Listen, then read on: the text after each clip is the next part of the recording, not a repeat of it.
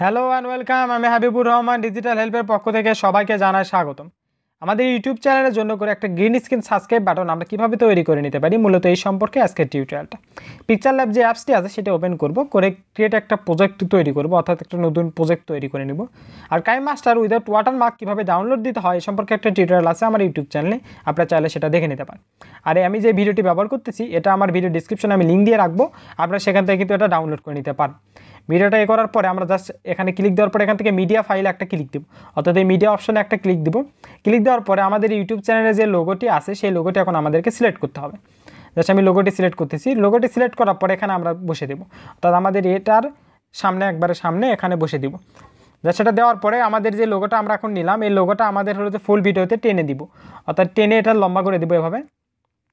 সেভাবে লম্বা করে দেওয়ার পরে আমরা আবার প্রথমে চলে আসবো, এই ভিডিওটার প্রথমে চলে আসবো। আসার পর এখানে ক্লিক দিয়ে আমরা এখন টেক্সট নিব। আমাদের চ্যানেলে যে নামটি হবে অবশ্যই আমরা সেই নামটা এখন লিখবো। যে আমার চ্যানেলের নামটা আমি দিচ্ছি ডিজিটাল হেল্প। দেওয়ার পরে জাস্ট এখান থেকে কালারটা আমরা দিয়ে দিব।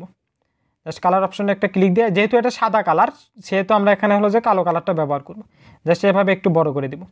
বড় করে দেওয়ার পরে আমরা হলো যেটা ব্যাক দিই, সেটা আমরা যে টেক্সটটি নিলাম সেটা কিন্তু আমাদেরকে হলো যে ফুল স্ক্রিন করে দিতে হবে। আর অবশ্যই এটা দেখে নেবেন সাবস্ক্রাইবারের যে এটি বাটনটি আছে তার উপরে যেন লেখাটা না যায়। জাস্ট সেটা দেওয়ার পরে আমরা এখন ফ্রন্টটা চেঞ্জ করব। আর পিকচার ল্যাবে কীভাবে ফ্রন্ট অ্যাড দিতে হয় এ সম্পর্কে বেশ কিছু টিউটোরিয়াল আছে আমার ইউটিউব চ্যানেলে, আপনারা চাইলে সেটা দেখে নিতে পারেন।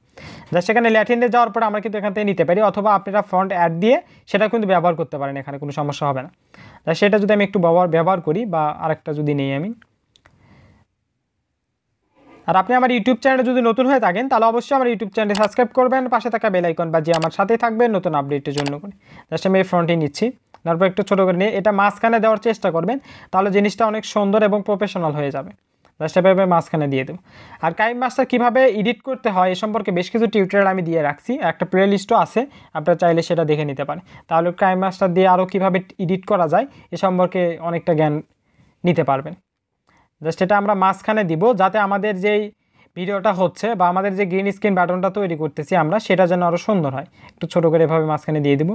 মাঝখানে দিয়ে দেওয়ার পর আমি যদি একটু প্লে করি, এটা মোটামুটি একটা সাধারণ কিন্তু হয়েছে, মোটামুটি সাধারণ হয়েছে। এখন যদি আমাদের ইউটিউব চ্যানেলের নাম যেটি আছে সেটা যদি অ্যানিমেশন করা যায় তাহলে কিন্তু জিনিসটা দেখতে আরও অনেক সুন্দর হবে।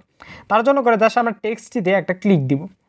ক্লিক দেওয়ার পরে এখান থেকে ইন অ্যানিমেশন লেখা আছে, দেখবেন ইন অ্যানিমেশনে যাব আমরা। ইন অ্যানিমেশনে দেওয়ার পরে আমরা হলো যে এটা লেফট দিব, সাইড লেফট দিব, বাম দিক থেকে ডান দিক চলে আসবে, তাহলে জিনিসটা আরও সুন্দর হবে। দেখেন এরকম হয়ে গেছে। দেখেন এখন কিন্তু মোটামুটি আমাদের যেই ভিডিওটি আছে সেটা কিন্তু কমপ্লিট হয়ে গেছে।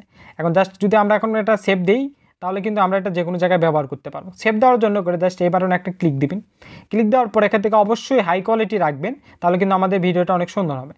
হাই কোয়ালিটি রাখার পরে সেভ অ্যাজ এ ভিডিওতে আমরা একটা ক্লিক দিব। ক্লিক দেওয়ার পরে আমরা জাস্ট বেশ কিছুক্ষণ ওয়েট করব, অল্প কিছুক্ষণ ওয়েট করলে হয়ে যাবে। জাস্ট আমাদের ভিডিওটি রেডি হয়ে গেছে। এখন যদি আমি একটু প্লে করি, দেখেন আমাদের ভিডিওটা কিন্তু কমপ্লিট। এভাবে কিন্তু একটা গ্রিন স্ক্রিন বাটন আমরা খুব সহজে তৈরি করে নিতে পারি। সবাইকেই ধন্যবাদ আমার টিউটোরিয়ালটি সম্পূর্ণ দেখার জন্য।